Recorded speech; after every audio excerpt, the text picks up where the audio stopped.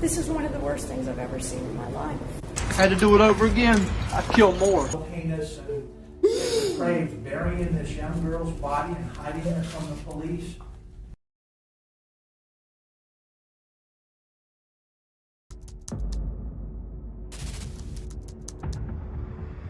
Buckle up your seatbelt, because what I'm going to tell you isn't something normal. It will make you feel intensely emotional. In the Union County Courthouse, a white supremacist couple in North Carolina has been sentenced to consecutive life sentences after killing a registered sex offender and his wife. Yes, a sex offender. Let's move forward. Jeremy Lee Moody and Christine Moody confessed to the murder of Marvin Parker, 59, and his wife, Gretchen Dawn Parker, 51. They revealed that they targeted the victims because Marvin was a registered sex offender. Marvin Parker was registered as a sex offender following his 2003 conviction for third-degree criminal sexual conduct with a 31-year-old woman. Additionally, he had a prior conviction in a 1991 sexual assault case involving a child. According to the Union County Sheriff, Jeremy shot both victims, and Christine slit the wife's throat after explaining to the couple why they were going to kill them.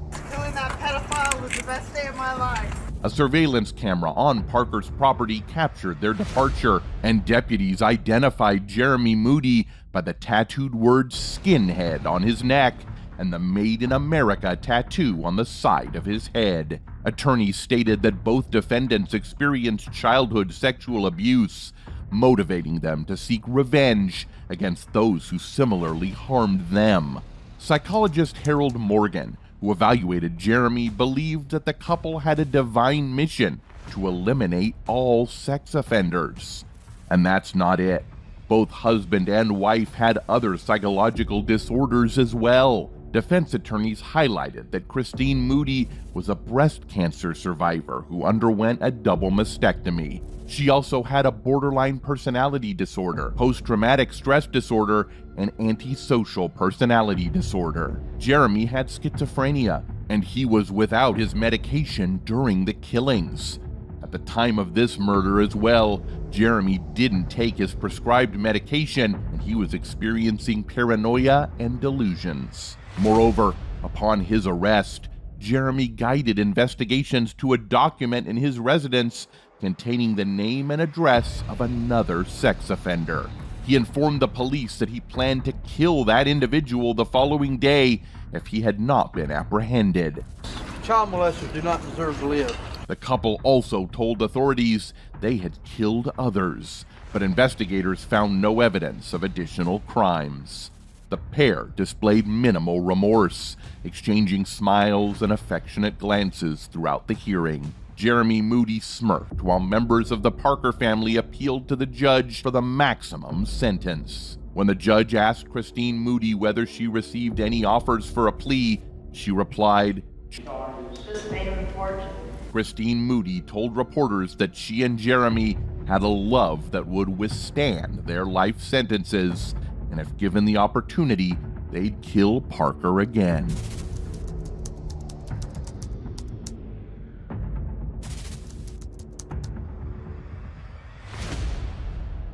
Mother and her boyfriend sent to prison after her son was found buried in the backyard of their home. Our second spot is the Cuyahoga County courtroom, where Larissa Rodriguez, 34, and her boyfriend Christopher Rodriguez, 36, have been sentenced to 25 and 28 years in prison respectively for the death of 5-year-old Jordan Rodriguez, who was a child with special needs. They were charged with involuntary manslaughter, felonious assault, child endangering, and gross abuse of a corpse. Christopher Rodriguez, not Jordan's father, brought the child into Larissa's room when he was not fully conscious. Something happened with the child, and instead of seeking assistance, Larissa gave him a cold shower and let him stay on her bed for a whole day. Sitting with Jordan, it was like Jordan gave me his last words. After he passed away, they buried him in the backyard. Jordan was discovered in a small hole that was 4 feet deep. He had a diaper over his head, and blankets with mothballs were placed around him to prevent animals from digging him up. The boy's passing wasn't reported for 2 months until the police got a tip from Christopher's brother, Scott, who was serving in the military in Pakistan.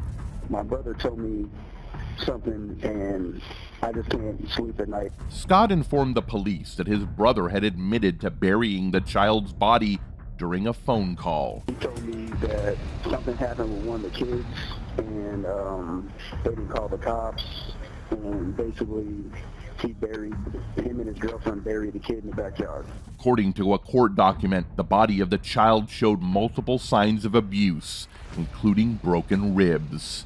Social workers came to Larissa's home after she was accused of murder and reported that the living conditions of Larissa's other children were terrible and unclean. The place was filled with rats and cockroaches. In fact, they discovered one child eating a sandwich that had cockroaches in it when they arrived at the house. The 4 children who still lived at the home were taken into emergency custody by the county courtroom. Before giving a sentence to the couple, Judge Russo experienced strong emotions. I know as a judge I'm not supposed to show emotion. And in 22 years, I never have. This is one of the worst things I've ever seen in my life.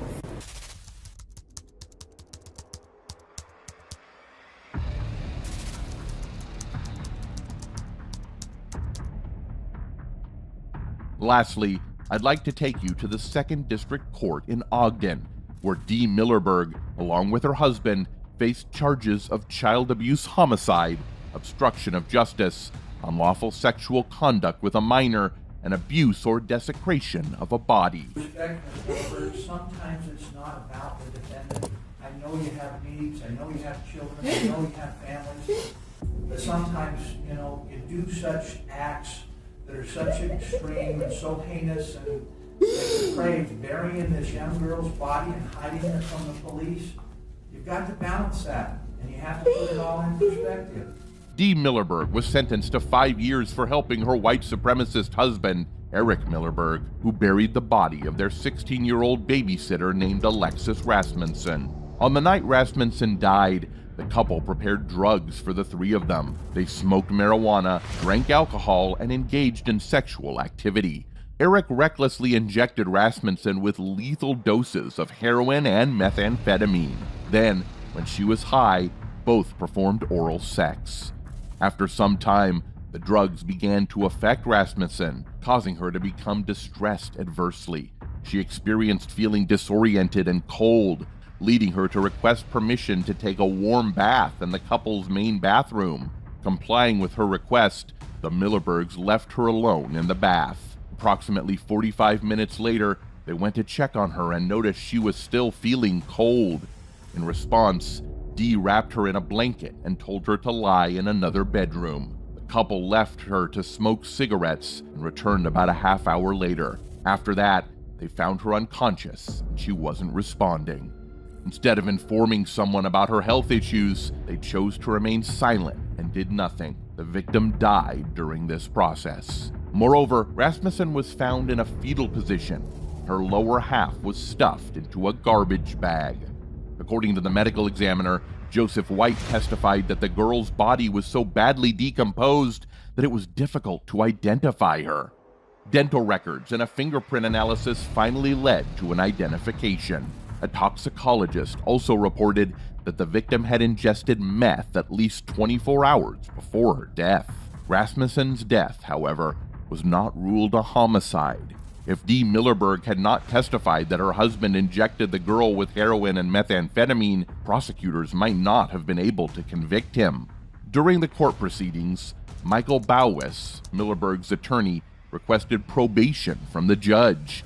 He emphasized Dee's challenging background, citing an unstable mother, early onset of drinking at the age of 13, subsequent involvement with drugs, and a history of abuse from both Eric Millerberg and a previous husband. After the punishment announcement from the judge, Rasmussen's mother, Dawn Miera, expressed her satisfaction with the sentence and her readiness to move on from the case. Dee Millerberg clad in a short-sleeved colored shirt with a small silver cross around her neck, tearfully apologized to the teenager's mother. I'm for your family in a way I can't fix. You're one day you'll be able to forgive me. And that's it for today. Thanks for watching the whole video. Don't forget to subscribe to the channel and be ready for the following updates.